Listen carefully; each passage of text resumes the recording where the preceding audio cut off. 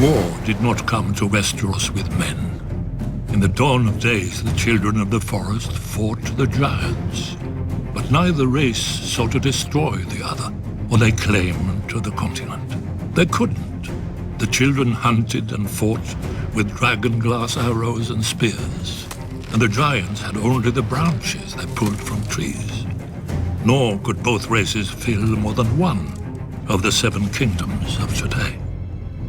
Then the southern deserts coughed up a new race, the first men, who had crossed the narrow sea over the Armored Dorn.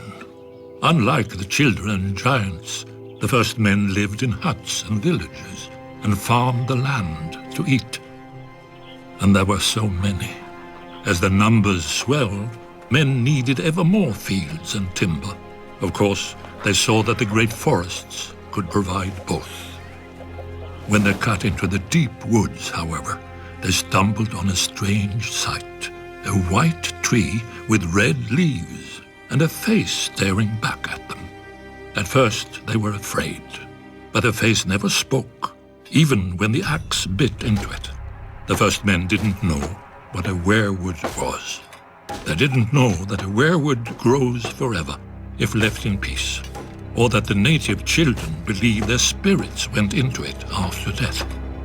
The children had no letters or runes, all of the history, songs and prayers, only the trees remembered. When the children looked at the cleared fields, they saw not white stumps, but their ancestors now lost forever, with their bones stolen to line the invaders' walls. Driven mad by grief, the children attacked. The first men had never seen a weirwood, but the children had never seen bronze. Their dragon-glass arrows glanced off the first men's shields, and their armor of woven bark split beneath the first men's swords. As the war raged, the children resorted to the one advantage they had, the magic of their old gods. Their green seers enlisted dire wolves and snow bears, cave lions and eagles, mammoths and serpents.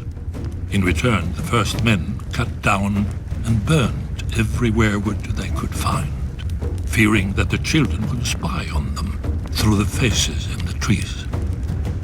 The children became desperate.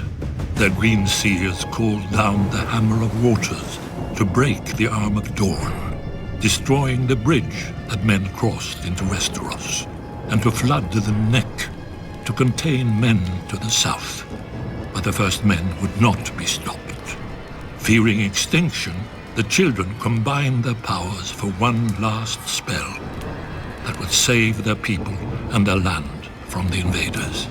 By themselves, the children were too few to resist the onslaught. But if they could turn men's numbers against them? After hundreds of years and untold death and destruction, the wisest heads of the children and the first men finally prevailed. The children couldn't win this war, and the first men didn't want to win, fearing the cost of victory. Heroes and rulers on both sides met upon an isle in the god's eye to form the pact. The children gave up all the lands of Westeros, save for the deep forests, and the first men swore that they would no longer cut down the weirwoods. Thus ended the Dawn Age and began the Age of Heroes. Yet after the dawn must come the night. The great evil that the children unleashed in the war returned centuries later, and only an alliance between the children and men defeated it. Now it comes again, when the children are a shadow of what they were, and men have long forgotten. But the trees remember, and Brandon Stark must learn. Or, as we watched the first men, so we will watch the last.